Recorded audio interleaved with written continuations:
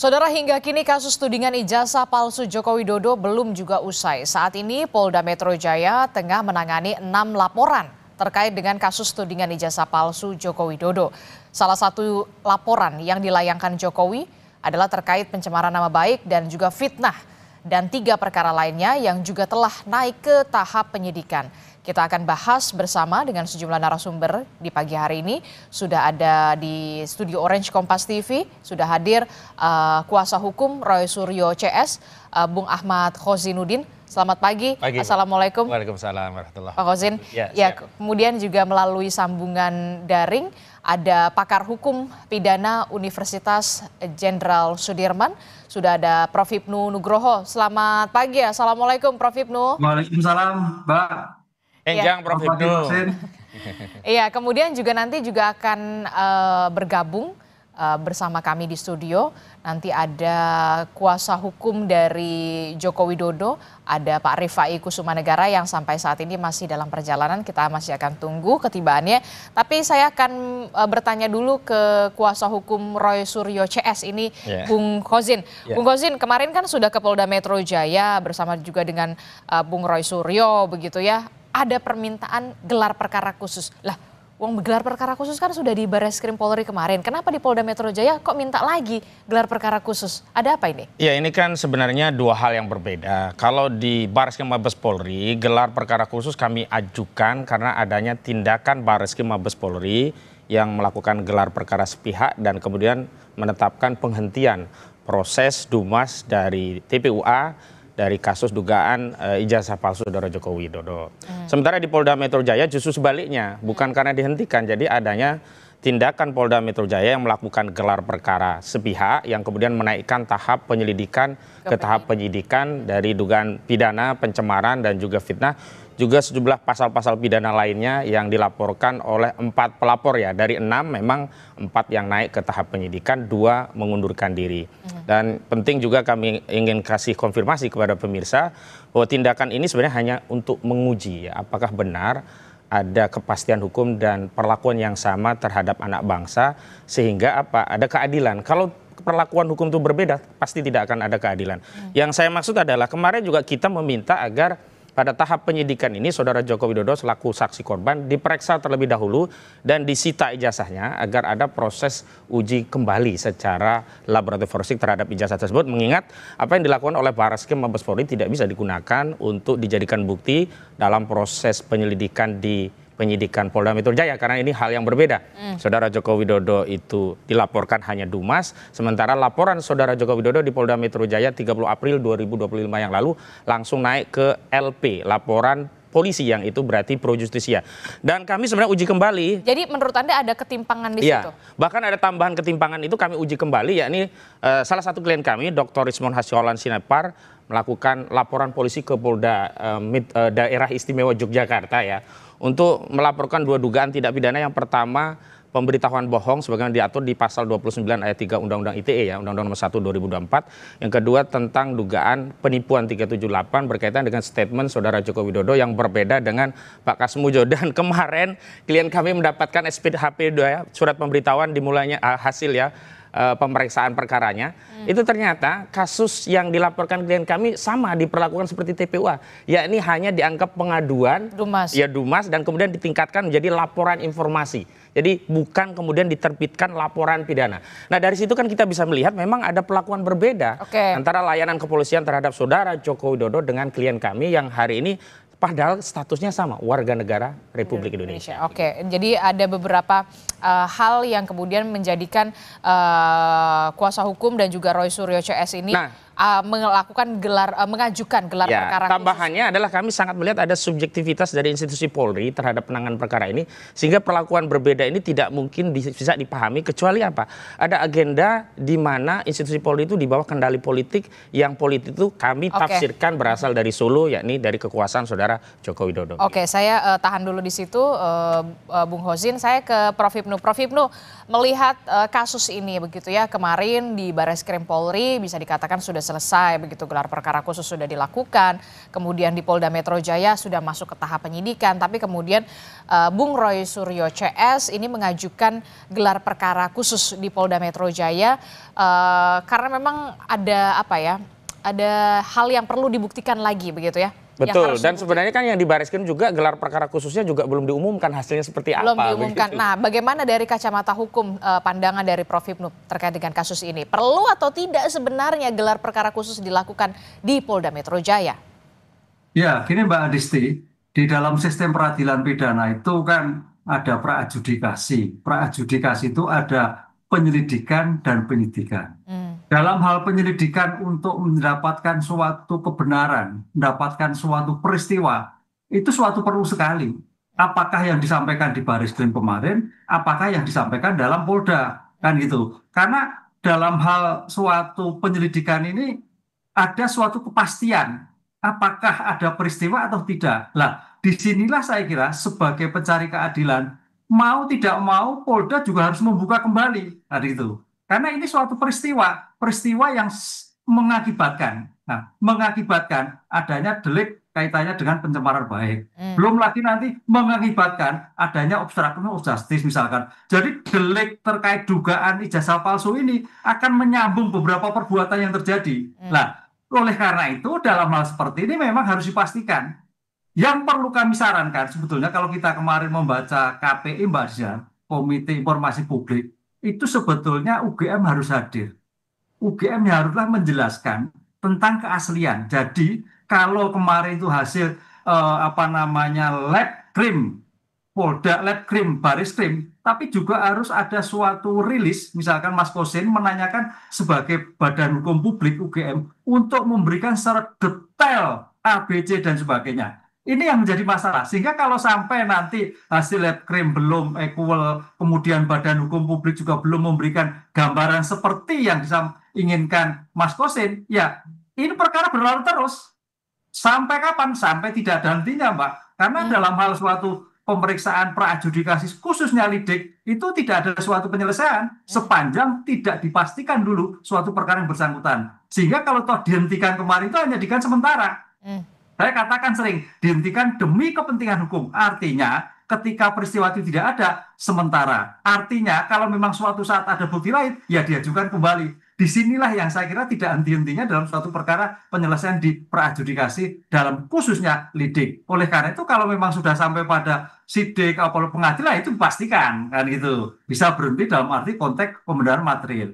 Ini yang saya kira luar biasa Mas Kosin berjalannya ini sebagai bentuk asas transparansi, asas equal, dan asas keterbukaan dalam muka perkara di dalam era sekarang ini.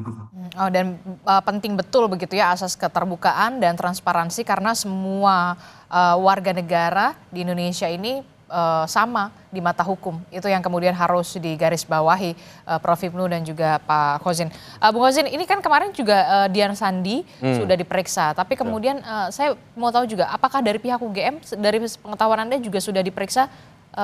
Kalau Bung Roy kan juga sempat mengatakan, mempertanyakan pelapor kok belum diperiksa? Belum diperiksa, nah itu gimana?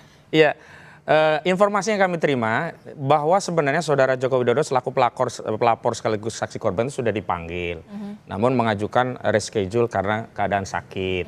Dan itulah yang kemarin kami persoalkan. Kenapa kalau sakit dipanggil polisi untuk menerangkan apa yang menjadi aduannya terkait delik dugaan fitnah dan pencemaran tidak datang, tapi pada saat yang bersamaan justru hadir di sebuah kongres partai yang ternyata dia bisa menyampaikan pandangannya tanpa ada hambatan. Artinya kalau kita bicara tentang ada misi politik yang dituduhkan kepada kami, ada agenda besar dan seterusnya, secara zahir justru kita lihat saudara Joko Widodo justru sibuk dengan agenda politik. Pada saat yang sama dia sudah ada panggilan hukum, dia tidak mematuhi ya aparat penegak hukum yang telah memberikan panggilan. Dan celakanya Kabid Humas Polda Metro Jaya tidak pernah mengumumkan itu. Kalau giliran klien kami ya ada undangan klarifikasi tidak datang, dinarasikan mangkir. Padahal itu tadi menurut Prof. Hipnu itu baru pra-adjudifikasi. Undangan klarifikasi itu tidak wajib dan tidak ada nomenklatur mangkir. Tetapi ketika hari ini kita tahu benar-benar Bung Rifai juga menyampaikan memang sudah ada panggilan polisi kepada saudara Joko Widodo dan saudara Joko Widodo tidak hadir karena sakit. Tidak pernah ada rilis dari Polda Metro Jaya. Ini yang saya sebut ada tindakan yang berbeda, treatment yang berbeda, terutama dalam konteks komunikasi publik yang kemudian kami rasakan kami diperlakukan tidak adil oleh institusi kepolisian. Dan yang paling penting adalah bahwa hari ini kenapa kami selalu menyampaikan kita harus transparan, karena persoalan ijazah palsu ini bukan hanya ansih persoalan Roy Suryo dan kawan-kawan, tapi ini sudah menjadi persoalan publik karena ijazah itu juga dulu pernah digunakan sebagai persyaratan untuk memenuhi jabatan publik sesuai dengan ketentuan pasal 169 Undang-Undang Nomor 7 tahun 2017 berkaitan dengan pencapresan saudara Joko Widodo dan bahkan sudah digunakan menjadi presiden 2 periode. Karena Bung Rifai sudah hadir, saya sapa dulu begitu ya, kuasa hukum dari Joko Widodo sudah hadir ke studio. Bung Fai, ini tadi Bung Hosin menyinggung soal bagaimana Pak Jokowi tidak hadir begitu, tidak meminta untuk ditunda pemeriksaannya di Polda Metro Jaya karena sakit. Bung Hosin mengatakan tapi kok di Kongres PSI bisa secara lugas dan juga secara tegas ya hadir di Kongres PSI begitu. Ada merasa ketidakadilan lah di sana segala macam. Nah kalau Bung Rifai sendiri melihatnya seperti apa? Ini kan Polda Metro Jaya sudah naik ke tahap penyidikan, dari kuasa hukum Bung Roy CS bahkan meminta untuk mengajukan gelar perkara khusus. Oke, pertama mungkin ditanggapi dulu soal ketidakhadiran beliau ya. Betul. Jadi intinya minggu kemarin memang kami sudah menerima panggilan untuk diperiksa di hari Kamis. Tapi hari memang Kamis? Kemarin. Tapi memang kan pada saat itu beliau sendiri masih dalam recovery ya. Penyembuhan. Enggak, sudah sembuh cuma masih recovery dalam arti disarankan untuk tidak keluar kota dulu. Ya, sehingga waktu itu kami minta untuk dijadwalkan ulang dengan dua kemungkinan. Pertama dijadwalkan ulang kembali karena kami akan konsultasi dulu kepada dokter yang mau observasi apakah sudah bisa keluar kota, atau kedua mungkin tidak berdasarkan pasal 113 KUHP diperiksa di kediaman. Nah ini kami ajukan gitu ya. Intinya sih kami tentunya sangat punya kepentingan untuk bisa menerangkan keterangan, tapi kan bagaimanapun juga secara fisik ada keterbatasan juga, sesuatu yang kita ketahui bersama, sehingga kami memohonkan itu dan kami sekarang masih menunggu kabar dari pihak Polda, apakah tetap akan direschedule ulang di Jakarta. Ya kalau memang harus ke Jakarta kami juga siap, tapi mungkin perlu ada persiapan dulu gitu ya. Nah di sisi lain kalau memang harus di kediaman juga mungkin lebih baik, tapi kami serahkan sepenuhnya. Nah soal kegiatan di PSI ya, karena memang kembali lagi itu kan sama-sama di Solo ya. Kalau di Solo sih memang beliau bisa berkegiatan, bukan hanya ke PSI, kegiatan yang lain juga masih terima tamu segala macam gitu ya, atau kegiatan hari-hari. Cuma memang untuk keluar kota sementara masih disarankan untuk tidak dilakukan dulu. Mudah-mudahan sih setelah ini sebentar sudah pulih dan beliau bisa langsung ke Jakarta ya. Kita tinggal lihat perkembangan. Nah terus kedua soal gelar perkara khusus, ya kembali lagi itu sih hak. Ya setiap advokat tentunya juga punya hak untuk bisa mengajukan upaya-upaya hukum terutama untuk pembelaan ya, dan itu biasa lah ya. Sekalipun kalau saya berpandangan terlalu dini, karena apa? Penyidikannya kan masih berjalan, baru mulai ini penyidikan gitu loh. Sementara gelar perkara khusus itu biasanya untuk mengevaluasi. Gelar perkara khusus biasanya untuk mengevaluasi. Betul, hasil penyidikan ya, atau paling tidak sudah 3/4 lah. Nah, kalau baru mulai sudah gelar, sebenarnya pertanyaannya apa yang mau dievaluasi. Tapi ya monggo kerso kalau memang itu dimohonkan ya, sekalipun kalau saya ya kebetulan sudah praktek hampir 3 dasawarsa. Menurut saya terlalu cepat kalau dimintakan sekarang. Sudah terjawab Bung Hosin, ternyata kemudian jawabannya soal Pak Jokowi tidak hadir di pemeriksaan di Polda Metro Jaya karena memang keadaannya seperti itu. Kemudian termasuk juga soal gelar perkara, biasanya itu untuk mengevaluasi sebuah kasus begitu ya. Ya ini perjalanan evaluasi. Perjalanan sebuah kasus. Bagaimana respon Anda? Yang jelas kami menggunakan presiden apa yang dilakukan oleh Barreskrim Mabes Polri yang melakukan evaluasi terhadap tindakan penyelidikan yang kemudian dihentikan. Dan hari ini di Polda kebalikannya, tindakan penyelidikan yang dinaikkan kepada penyidikan. Dua-duanya ini bisa dievaluasi. dan evaluasinya dengan gelar perkara khusus. Karena apa? Karena sejak awal kami tidak dilibatkan. Andaikan dalam proses gelar perkara yang dilakukan oleh Polda Metro Jaya meningkatkan penyelidikan menjadi penyidikan, diundang para pihak termasuk kami selaku pihak terlapor, selesai, tidak bisa melakukan gelar perkara khusus karena memang sudah tidak dilibatkan. Asasnya itu kan terkait transparansi equal daripada proses antara pelapor dengan terlapor. Yang kedua, itu tadi kalau emang soalnya sakit butuh istirahat recovery, ya recovery itu di rumah atau dengan cucu, bukan ikut-ikutan kongres partai yang dia juga bukan bagian dari partai itu. Inilah kita selalu dibodoh-bodohi seolah-olah kita yang punya misi politik, sementara hari ini saudara Jokowi sendiri yang selalu berpolitik kemana-mana. Jadi tidak tepat kalau beliau mengatakan perasaan politik saya sedang di downgrade, saya sedang dijatuhkan. Justru tindakan saudara Jokowi Dodo ini mendowngrade dirinya sendiri. Harusnya sebagai warga negara yang baik, apalagi pernah menjadi kepala negara, tunjukkan wibawa sebagai pernah menjadi kepala negara dengan apa? Taati hukum. Kalau tidak taati hukum, ya sudah istirahat di rumah. Oke, Bung Rifai, gimana Bung Rifai? Ya, apanya tentang apa nih? Ya itu soal kondisi kesehatan ya memang. Ya itu fakta, itu real, everybody knows. Terus mau gimana? Gitu ya. So everybody knows gitu ya. Dan kami memastikan dalam pemeriksaan berikutnya pasti hadir. Nggak mungkin lah. Kami yang punya kepentingan kok dengan LP ini. Nggak mungkin kami nggak memberikan keterangan. Kami ingin sekali LP ini jalan kok. Bahkan apa yang belum memenuhi syarat tentu akan kami penuhi gitu ya. Jadi dengan sendirinya pasti kita akan memberikan keterangan. Nggak ada persoalan. Termasuk juga evaluasi dari penyelidikan ke penyidikan yang kemudian tidak di... Monggo, itu silakan saja diajukan ya. Sekalipun kalau buat kami sih terlalu dini karena sekarang sudah masuk ke penyidikan. Ya kalau sudah masuk penyidikan, konsennya di penyidikan. Ini kan seolah-olah mau dicek lagi penyelidikannya. Ya monggo-monggo saja gitu ya. Sekalipun menurut kami sih terlalu kembali lagi. Harusnya kita fokus di penyidikan saja. Apa-apa saja yang mau kita lengkapi. Gitu. Tidak adil dong. Kalau penyidikan kan posisi klien kami mau jadi tersangka. Justru sebelum jadi tersangka itulah warga negara berhak tahu apa sih yang dilakukan dalam proses penyelidikan sehingga penyidik punya keyakinan ada peristiwa pidana sehingga penyelidikan ditingkatkan kepada penyidikan. Dan kalau memang dalam konteks gelar perkara dikasih tahu, oh ini loh buktinya, lewat buktinya aja cuma fotokopi, nah itu kan menjadi soal tambahan bahwa memang benar bisa saja ya ijazah ini nanti disita saat penyidikan. Tapi persoalannya adalah kenapa di Bareskrim yang baru penyelidikan saja ijazah itu bisa ditunjukkan pada Bareskrim dan kemudian dicek, diuji laboratorium forensik dan keluar hasil identik yang kemudian dengan dasar itu dihentikan penyelidikan. Pada saat yang sama mau meningkatkan penyidikan, ini barang tidak pernah dikasih kepada penyidik gitu loh. Kita ini kan terbuka harusnya. Justru asas transparansi itulah yang akan menjaga kredibilitas dan akuntabilitas dari proses penyelidikan dilakukan oleh Polda Metro. Bagaimana jawaban Anda Bung Rifai soal transparansi di sini, kemudian soal dokumen ijazah juga yang kemudian seharusnya sama lah seperti apa yang treatmentnya dilakukan di Bareskrim? Ya menurut saya sih ini sama ya, bahkan teman-teman kepolisian kalau boleh saya bilang sudah sangat hati-hati. Nah yang perlu dibedakan adalah perkara di Polda dengan perkara di Bareskrim sesuatu yang berbeda. Di Bareskrim ini stretchingnya adalah soal pemalsuan. Di Polda ini stretchingnya adalah soal fitnah dan pencemaran. Jadi memang pokoknya sudah berbeda. Pokok perkaranya berbeda. Jadi kalau di Bareskrim itu sampai dilakukan lapor wajar karena itu memang poin pentingnya ya. Bahkan kembali lagi sebenarnya untuk menguji keabsahan sebuah ijazah itu tidak perlu dengan lapor. Ini sudah berkali-kali di dalam kaidah putusan Mahkamah Konstitusi ya maupun Undang-Undang Sisdiknas cukup Kepala Satuan Pendidikan menyatakan bahwa ini ijazah asli, bahwa betul itu alumni. Jadi cukup dengan pernyataan itu. Nah, cuma di Bareskrim ini dikasih bonus lagi dengan lapor untuk penguatan. Nah, untuk Polda sekali lagi fokusnya apa sih? Fitnah dan pencemaran nama baik. Nah, poinnya adalah untuk fitnah pencemaran nama baik sudah ada objek-objeknya diperiksa, 24 objek ya.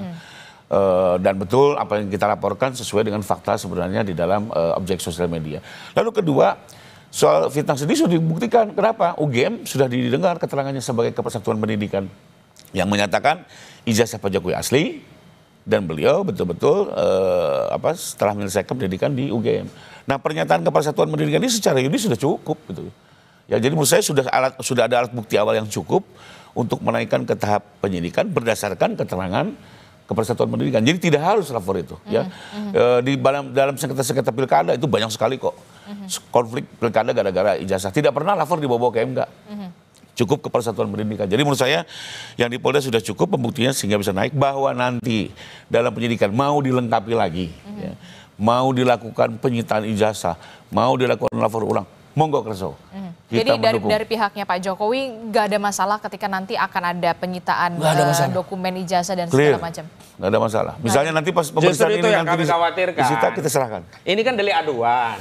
Nah, dengan dasar agar gak mau disita ijazahnya, mundurlah, dicabut.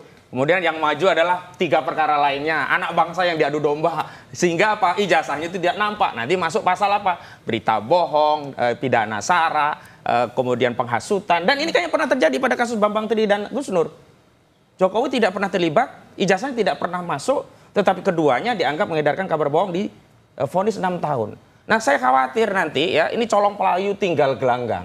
Lari dari laporannya dengan dalih nanti kirim saja lawyer, ini bisa dicabut. Tapi laporan yang lain tetap jalan terus. Akhirnya apa? Sesama anak bangsa yang beradu. Padahal ini kan bisa diselesaikan dengan menunjukkan selesai, sudah begitu loh. Tapi hari ini mungkin kalau dia tunjukkan nggak akan selesai, kenapa? Mungkin rakyat juga udah kepalang marah, jengkel gitu loh. Dari dulu aja harusnya bisa diselesaikan secara cepat sederhana. Ini mencari jalan yang ribet gitu loh. Oke, singkat saja, apa yang ingin Anda tanggapi dari pernyataan Bung Hozin? Ya, kembali lagi itu kan asumsi-asumsi dan kekhawatiran. Ya wajar-wajar saja lah ya, saya sih mengerti saja. Tapi intinya kembali lagi kalau untuk Bambang Tri, saya sudah berkali-kali jelaskan, itu tidak ada kaitannya dengan Pak Jokowi karena Pak Jokowi bukan pelapor di situ. Itu pihak Polri yang mengangkat. Bahkan kami juga tidak mengerti itu situasi keadaannya saat itu ya.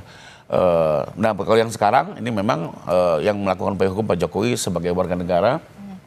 Beliau sendiri juga sudah menunjuk tim hukum dan memang kami memastikan semua akan berjalan sebagaimana mestinya. Termasuk bila mana ada penyitaan, kami akan serahkan pemanggilan berikutnya. Mungkin pemanggilan berikutnya akan langsung disita, kita kooperatif. Lapor ulang, monggo. Mau diadu lagi dengan ijazah lain, monggo. Karena buat kami kebenaran adalah kebenaran. Ya, ini fakta yang sudah dialami oleh Pak Jokowi. Beliau yang kuliah sejak tahun 80 sampai 85, beliau menerima langsung dari UGM. Jadi fakta ini akan kami perjuangkan sampai kapan. Dengan tujuan lagi-lagi ya Pak Jokowi tidak ada berniat memenjarakan orang segala macam. Beliau hanya ingin memulihkan nama baiknya yang telah terkoyak akibat persoalan isu ijazah yang sudah dikonsumsi oleh banyak negara juga, bukan hanya Indonesia loh ya. Lalu kedua, beliau ingin soal ijazah ini dikukuhkan oleh pengadilan. Ya.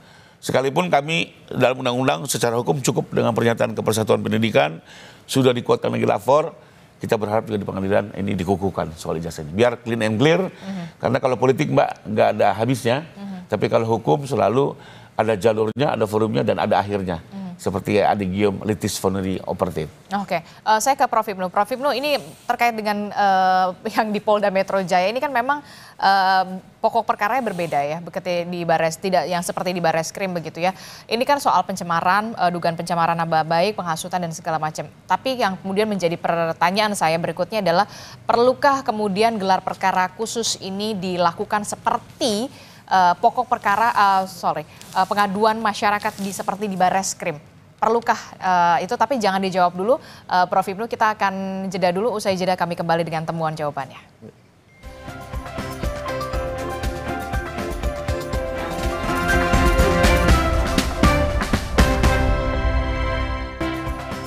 Terima kasih Anda masih bersama kami dalam Sapa Indonesia Pagi. Saudara, kita masih membahas soal bagaimana arah kasus ijazah Jokowi ini akan kemana ujungnya begitu ya. Masih bersama saya di studio ada kuasa hukum dari Bang Roy Suryo CS, ada Bung Hozin, kemudian dari kuasa hukum dari Pak Jokowi juga ada Bung Rifai, kemudian melalui sambungan daring ada Prof Ibnu. Saya tadi sudah memberikan kesempatan kepada kedua kuasa hukum dari kedua belah pihak. Sekarang saya akan memberikan kesempatan juga kepada Prof Ibnu. Prof Ibnu, kalau tadi kita sudah melihat bagaimana saling sanggah dari kedua kuasa hukum terkait dengan gelar perkara khusus di kasus di Polda Metro Jaya yang saat ini ditangani oleh Polda Metro Jaya. Jadi menurut Prof Ibnu, dengan perkara yang sudah masuk ke tahap kepenyidikan soal pencemaran nama baik, penghasutan, masih perlukah gelar perkara khusus dilakukan di Polda Metro Jaya? Ya, gini Mbak, kalau melihat Bang Rifai, Bang Hozin itu memang harus berpikir dari objektif dan subjektif, ya memang harus seperti itu. Ini menarik sekali, jadi kuasa-kuasa hukum yang luar biasa dalam rangka untuk kepentingan kliennya. Nah, saya sebagai orang yang objektif, sekarang kita lihat, masih perlukah suatu gelar perkara di dalam Polda? Menurut saya perlu. Karena apa? Kalau kita melihat kemarin di Bareskrim yang kemarin pun hasilnya juga belum ada. Kemudian hasilnya pun juga masih dikatakan tanda petik belum bisa diterima, itu sah-sah saja. Tapi kalau seandainya nanti di Polda itu dilakukan gelar perkara dan hasilnya sama, nah gitu kan, sama yang di Bariskrim, ya saya kira itu suatu memperkuat. Jadi ini sebetulnya masalah perlu dan tidak perlu itu untuk menjadikan suatu transparansi, suatu equal. Ini loh yang terjadi bahwa memang palsu. Ini loh, ini memang asli, sehingga sampai pada pencemaran yang sekarang ini, kan gitu loh. Ini sebagai Polri, sebagai layanan penegak hukum pada masyarakat harus betul-betul memberikan sebuah informasi yang terbuka. Oh ternyata hasilnya sama, ya selesai, berarti perkara naik, kan gitu Mbak. Oh ternyata hasilnya berbeda dengan Bariskrim, apa yang terjadi nanti? Itulah saya kira yang harus diulang-ulang terus dalam rangka untuk memastikan. Karena kalau kita lihat terhadap peradjudikasi itu memang penghentian itu bukan penghentian yang mutlak, penghentian sementara karena bukti kurang, peristiwa kurang, sehingga sampai kapanpun sepanjang keterangan dari Bariskrim, keterangan dari UGM, keterangan dari Kemenristek itu masih disangsikan, saya kira Mas Kosen juga masih terus memberikan informasi-informasi terus. Inilah yang menjadikan suatu perkara tidak selesai-selesai. Tapi menjadikan pasti selesai, Mbak, coba libatkan Komisi Informasi Publik. Komisi Informasi Publik. Iya, karena ini kan sudah Badan Hukum Publik, UGM. UGM ini yang sering terjadi kan gitu, sehingga UGM bisa memberikan gambaran yang runtut A sampai CD, bisa meyakinkan Mas Kosen, oh ternyata sudah clear, oh ternyata ada suatu problem. Lah, disinilah nanti Komisi Informasi Publik juga bisa melakukan penyelesaian. Ini loh, asli atau tidak asli. Jadi kalau terkait dengan Polri agak sulit, tapi kalau UGM yang mengeluarkan, KIP akan memberikan suatu gambaran, akan memfasilitasi, akan memberikan mediasi. Ini yang sebenarnya. Ini yang kayaknya sejak kemarin tertinggal KIP untuk terlibat dalam suatu memberikan informasi yang dalam arti luas gitu.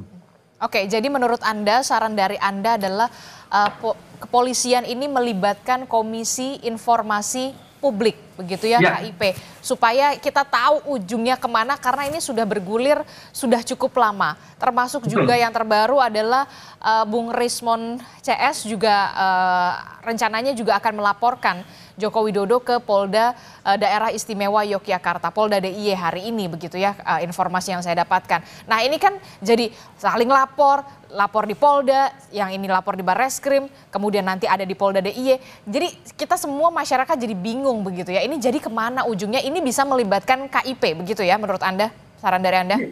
Iya Mbak, betul Mbak. KIP selama ini KIP tertinggal. Kalau kita lihat kasus-kasus yang lain, KIP terhadap informasi publik itu wajib karena UGM Badan Hukum Publik. Lah Pak Jokowi badan perorangan. Makanya kalau Pak Jokowi itu menyatakan tidak mau, ya itu sah karena beliau perorangan kan gitu. Tapi kalau UGM mungkin KPU Badan Hukum bisa menjelaskan A sampai Z tentang ijazah yang bersangkutan. Ini yang kayaknya sejak kemarin kalau kita lihat dalam KIP pasal 52 kalau Mbak Salim saya baca itu seperti itu. Kewajiban sebagai badan publik untuk menjelaskan tentang apa yang diminta oleh masyarakat dari keadaan yang sebenar. Itu yang kayaknya masih belum dilengkapi dalam diskusi seperti ini. Oke, nah ini kita juga saya masih agak-agak gelap begitu soal Komisi Informasi Publik. Nanti akan mekanismenya seperti apa? Polisi memanggil KIP untuk dilibatkan dalam hal ini, atau nanti KIP berperannya seperti apa ke depannya supaya ini benar-benar ada ujungnya begitu? Ya, KIP hanya menjelaskan bahwa memaksa pada UGM, lembaga publik lah katakanlah, badan publik untuk menjelaskan kan gitu. Sedetail-detailnya. Itu aja, KIP hanya meminta itu. Lah, Bang Rifai tadi menyatakan, oh ini kan sudah dijelaskan. Lah, pertanyaan apakah itu seperti yang diinginkan Bang Kosen atau seperti apa? Lah, disinilah yang saya kira keterbukaan di dalam rangka yang kemarin dan keterbukaan yang dimintakan oleh KIP kayaknya mungkin berbeda. Ini yang sekarang lagi muncul di beberapa daerah juga, KIP itu juga sebagai wasit ya ketika ada suatu informasi publik tidak tersampaikan pada masyarakat. Pak Jokowi betul nggak mau pribadi kok, tapi sebagai lembaga negara, sebagai badan hukum publik wajib menginformasikan tentang keadaan yang diminta dalam suatu permasalahan yang terjadi. Tapi ketika kemudian KIP mengambil peran di sini begitu ya untuk kemudian ya paling tidak menjernihkanlah suasana begitu ya kepada publik begitu. Tapi apakah dengan serta-merta kasus yang sudah sampai saat ini bergulir ini akan ada ujungnya, akan ada case close di sana atau bagaimana? Itu kan jadi pertanyaan. Ya, paling tidak Mbak, ada suatu keterangan yang bisa diterima semua pihak. Ada suatu keterangan yang rigid. kan itu. Karena Badan Hukum Publik berkewajiban menyampaikan suatu informasi publik yang bersangkutan. Disitulah yang sebagai penyeimbang. Hasilnya seperti apa ya? Tergantung nanti. Apakah seperti yang ada di Baris Krim ataukah tidak? Ini yang saya kira masih berjalan. Artinya dalam kasus ini kita harus juga melibatkan lembaga-lembaga lain sehingga menjadikan suatu betul-betul menjadikan bernilai suatu informasi di dalam suatu penyelesaian suatu perkara. Sehingga kalau toh sampai dihentikan itu berarti murni dihentikan cukup, berarti memang tidak suatu peristiwa, begitu loh Pak. Oke, berarti KIP punya hak untuk punya dalam tanda kutip punya kuasa untuk bisa memanggil Joko Widodo untuk membawa serta ijazahnya dan segala macam untuk dicek dan segala macam untuk bisa kemudian diinformasikan kepada publik. Demikian? Bukan Joko Widodo, UGM-nya. UGM-nya, oke, UGM-nya. Iya. Oke, nah itu gimana menurut Anda kalau Pak Kozin dan juga Bung Rifai soal pelibatan KIP, Komisi Informasi Publik terkait dengan UGM dipanggil oleh KIP supaya kemudian dicek segala macam supaya semuanya jernih, clear begitu ya, paling tidak ke publik. Ya, sebenarnya kan kalau ini dilakukan oleh UGM pada 14 April 2025 lalu, tidak perlu ada proses sampai hari ini. Karena saat itu kan dijanjikan ada 34 atau 36 data-data yang memverifikasi keabsahan Saudara Joko Widodo sebagai mahasiswa sekaligus lulus dari Universitas Gadjah Mada, Fakultas Kehutanan dengan gelar S1 Sarjana Kehutanan ya, insinyur ya begitu. Kan saat itu justru tidak diberikan oleh Prof. Pening, hanya ditegaskan melalui statement saja bahwa Saudara Joko Widodo benar adalah mahasiswa kami yang data-datanya tersimpan rapi di Fakultas Kedokteran. Kehutanan. Itu kan yang diterima oleh klien kami hanya statement. Hari ini sebenarnya yang dibutuhkan oleh klien kami dan Prof izin Prof, jadi bukan hanya untuk meyakinkan kami selaku kuasa hukum atau Pak Rismon atau Pak Roy, tapi publik. Karena ini sudah menjadi perkara publik, ya ini butuh transparansi dari UGM untuk menjelaskan detail, betul tadi, detail tahapan, proses, prosedur sampai akhir dari Saudara Joko Widodo. Terakhir justru pengakuan dari Prof salah satu ya, mantan rektor UGM ya, Prof Effendi itu kan menyatakan justru tidak ada data wisuda yang atas nama Joko Widodo, walau terakhir beliau mencabut. Kita tahu lah di era represi seperti ini yang kita jadikan patokan justru yang pertama, bukan yang dievaluasi begitu. Artinya kami setuju saja dan sependapat, dan sebenarnya kan proses pengungkapan data itu kan ada dua cara ya. Pertama secara subjektif, yang kedua secara objektif. Secara subjektif sebenarnya UGM bisa melakukan itu tanpa harus diminta oleh KIP begitu. Tapi kalau harus melibatkan KIP agar data-data itu muncul pada publik, kami sangat setuju sependapat dan mendorong hal itu. Dan itu pula yang sebenarnya menjadi dasar dari aktivitas penelitian dari klien kami untuk memastikan apakah benar Saudara Joko Widodo itu absah punya ijazah S1 UGM. Oke, Bung Rifai, bagaimana? Oke, sebenarnya sih apa yang dilakukan UGM juga sudah pernah mencoba berkomunikasi atau melakukan sosialisasi pada publik ya. Itulah yang pertama kali mereka mengumpulkan alumni, lalu menunjukkan di belakang dengan layar besar ijazah, lalu juga menunjukkan ijazah teman-temannya gitu ya. Jadi sudah pernah juga dilakukan itu. Lalu kedua, waktu juga teman-teman TPUA ingin audiensi juga diterima gitu ya. Bahwa mungkin dalam prosesnya saya sendiri nggak ikut, cuma kalau saya lihat di pemberitaan kan memang akhirnya tidak semua data dikeluarkan karena mungkin masih ada kekhawatiran ya bahwa ini tidak serta-merta sekedar untuk mencari kebenaran, tapi juga seolah-olah hanya mau mencari senjata untuk mencari menyerang gitu ya. Dan benar saja kan, tidak lama setelah ijazah dipertunjukkan dipersoalkan fontnya, ya, tanda tangannya, fotonya sudah dijawab lari ke skripsi. Skripsi dijawab lari ke KKN, jadi kembali lagi nggak, masih ada tidak ada trust gitu ya, jadi masih khawatir. Dan memang juga kalau kita lihat perjalanannya terus menerus sudah dijawab A lari ke B lari ke C, jadi wajar juga kalau game seperti itu. Tapi sekarang kalau mau diambil langkah hukum langkah ke KIP bagus-bagus saja ya, memang itu ada salurannya, sekalipun memang menurut saya sih tidak berdampak dengan perkara pidana yang berjalan. Karena KIP kewenangannya sendiri, penyidikan sendiri, KIP tidak bisa mengintervensi penyidikan juga. Tapi mungkin lebih kepada rasa penasaran masyarakat terjawab. Sekalipun nanti di sidang, Mbak, kemarin juga kami melakukan rapat koordinasi ya. Mau ditunjukkan itu ijazah di sidang oleh majelis hakim dalam penyitaan ataupun oleh Pak Jokowi, kita akan tunjukkan. Jadi intinya ada saatnya pasti akan ditunjukkan secara terbuka dalam persidangan. Cuma intinya satu, dalam forum yang jelas, untuk kepentingan yang jelas. Bahwa sidang itu nanti disorot oleh berbagai media, ya nggak ada persoalan. Toh ditujukannya dalam rangka kepentingan penyidikan dan untuk keterbukaan, ya, untuk mencari kebenaran. Justru kalau sekedar diminta tanpa dasar, tanpa kepentingan. Tidak ada legitnya gitu. Itulah yang membuat kami juga sama bersikap seperti UGM. Akhirnya, wah ini apa maksudnya, arahnya kemana gitu ya. Tapi percayalah kami dari pihak Pak Jokowi tadi malam kami koordinasi.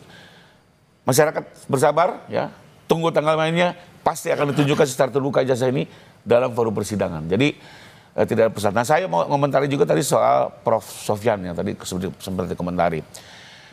Ya buat kami sih, kami senyum-senyum aja waktu pertama kali beliau memberi statementnya. Sekalipun juga akhirnya ditarik kembali. Karena lagi-lagi kita coba verifikasi juga berdasarkan data Pak Jokowi. Ya beliau itu kan waktu jadi rektor Pak Jokowi sudah tidak kuliah di sana gitu. Tahun 2002 Pak Jokowi sudah mau sudah persiapan berpolitik saat itu ya. Jadi nggak ada kaitannya gitu ya. Lalu kedua juga waktu Pak Jokowi kuliah beliau sedang di mana. Lalu seolah-olah memberikan verifikasi terhadap data, apalagi kan kalau data kan adanya di fakultas gitu ya. Sehingga kemarin pun kami melihat waktu pendapat ini muncul, tidak bisa dipertanggungjawabkan, tapi sebelum kami lakukan pendalaman ternyata sudah mencabut ya. Mungkin di jalan terbaik ya, karena bagaimanapun kami berharap juga biarkan dengan proses hukum yang ada. Kalau orang nggak yakin benar, lebih bagus jangan ikut campur. Karena nanti semakin keseret, kita juga nggak mau banyak korban. Makin keruh ya, malah makin keruh. Nah, jadi kalau yang udah pasti-pasti, monggo. Tapi kalau yang belum jelas, lebih baik jangan dah. Wait and see. Oke, Bu Kozin katanya sabar aja nanti diperlihatkan di persidangan ijazah Pak Jokowi. Jadi begini, yang pertama kita itu bernegara harus basisnya adalah husnudzon, prasangka baik kepada elemen anak bangsa lainnya. Kalau belum sudah berpraduga, suudzon, nanti kalau dikasih tahu nanti akan serang sini, serang sana. Persoalannya kembali, data yang diberikan itu sahih tidak? Kalau data yang diberikan skripsi nggak ada tanda tangan, ini kan permasalahan. Masa kita mau meyakini bahwa skripsi itu benar, sahih, padahal nggak ada tanda tangannya? Yang lembar pengesahannya berbeda warnanya, yang satu kuning, yang satu masih bersih. Ini kan persoalannya bukan soal ansih bahwa data itu ditunjukkan. Kan masyarakat juga punya hak. Oh ini data benar nggak? Kalau datanya sudah jelas bermasalah, ya pastilah itu dijadikan persoalan. Itu berarti semakin menguatkan analisa selama ini bahwa ijazah saudara Joko Widodo bermasalah. Karena skripsinya ternyata juga tidak ada lembar pengesahan dari dosen pembimbingnya. Apalagi setelah kemudian hari baru tahu Kasmujo nggak menjadi dosen pembimbing skripsi. Bukan juga dosen pembimbing akademik. Ini kan anomali-anomali yang muncul. Nah justru kami punya, kalau boleh suudon, kami juga bersuudon lagi. Jangan-jangan data itu tidak dikeluarkan karena banyak masalah di data itu. Sehingga publik tidak bisa mengaksesnya. Itu yang pertama. Yang kedua, kalau kita persoalkan Prof. Sofyan karena tidak pernah hadir di periode saudara Joko Widodo sekolah, kuliah lah ya. Rektor-rektor hari ini yang memberikan statement kan sama saja. Dulu nggak pernah hadir dalam proses Jokowi menjadi mahasiswa. Hanya statement saja. Dan perlu diingat, beliau ini rektor yang punya akses ke internal, yang akses itu juga bedanya yang satu formal, yang ini substansial saja. Oke. Artinya kita masih meyakini bahwa apa yang disampaikan oleh Profesor itu benar, bahwa kami meyakini juga ada tekanan yang kemudian beliau mencabut itu, kami hormatilah. Dan kami terima kasih Prof. Sofyan, yang kami yakini adalah apa yang beliau sampaikan di awal. Oke. Kita tunggu proses hukumnya seperti apa, karena yang saat ini di Polda Metro Jaya memang sudah naik ke tahap penyidikan. Kita lihat nanti apakah nanti polisi juga akan melakukan gelar perkara khusus sama seperti treatmentnya di Bareskrim. Terakhir Prof. Ibnu, ini lapor sana, lapor sini, lapor Polda, Bareskrim, Polda DIY begitu ya. Pertanyaannya, bagaimana kemudian dari kacamata hukum Anda selain melibatkan Komisi Informasi Publik di sana? Apa ini supaya ada ujungnya, biar cepat selesai juga lah begitu ya, tidak berlarut-larut. Silahkan singkat saja Prof. Ibnu. Ya, laporan bagian dari hak masyarakat. Saya kira itu memang harus ditindaklanjuti. Cuman permasalahannya apakah laporan itu mempunyai legal standing yang jelas, mempunyai tujuan jelas yang tidak. Oleh karena itu dalam perkara ini tampaknya harus satu-satu. Kalau memang sekarang berjalan tentang pencemaran baik, itu jalan dulu. Jadi saling menunggu Mbak, karena ini suatu perkara yang semuanya ada irisannya. Sehingga kalau sudah satu-satu lah, mana yang diteruskan dan mana tidak teruskan, saya kira itu Polri harus punya strategi untuk menangani suatu perkara itu. Jadi tidak semua diterima, tapi juga diberikan suatu penjelasan bahwa ini adalah terkait dengan perkara-perkara yang lain. Begitu Mbak. Oke, baik, kita akan tunggu. Tapi yang paling tidak yang ini dulu lah, Polda Metro Jaya, kalau memang ini diselesaikan, nanti kalau ada laporan lagi, nanti baru kita lihat lagi seperti apa. Tapi yang pasti, Bung Rifai, klien Anda, Pak Jokowi siap ketika nanti memang akan dipanggil setelah kemarin. Tentu. Karena kembali lagi ya, ini kami yang membuat LP, tentu kami yang punya kepentingan. Ya kemarin kan hanya persoalan keterbatasan saja ya. Dan apa namanya, kita tinggal nunggu arahannya apakah dijadwal ulang atau bisa di kediaman atau alternatif lainnya. Okay. Tapi intinya kami segera akan memberikan keterangan. Termasuk juga lagi-lagi kami siap menyerahkan ijazah untuk dilakukan lapor ulang, ya. Dan disita sekalipun juga kami siap. Oke, terakhir. Ya, Singkat setuju, siap untuk hadir kembali dan harus disita. Karena kami khawatir kalau nggak segera disita, ada proses kebakaran di Pramuka terjadi juga di Solo. Begitu. Oke, baik. Kita akan tunggu bagaimana proses penyidikan ini, karena memang sudah naik ke tahap penyidikan di Polda Metro Jaya. Kita akan tunggu. Terima kasih Prof. Ibnu melalui sambungan daring. Kemudian ada Bung Kozin dari Kuasa Hukum Roy Suryo CS yang sudah hadir ke studio. Kemudian ada Bung Rifai, Kuasa Hukum dari Joko Widodo. Terima kasih Bapak-Bapak, sehat selalu. Wassalamualaikum. Selamat pagi. Waalaikumsalam warahmatullahi wabarakatuh.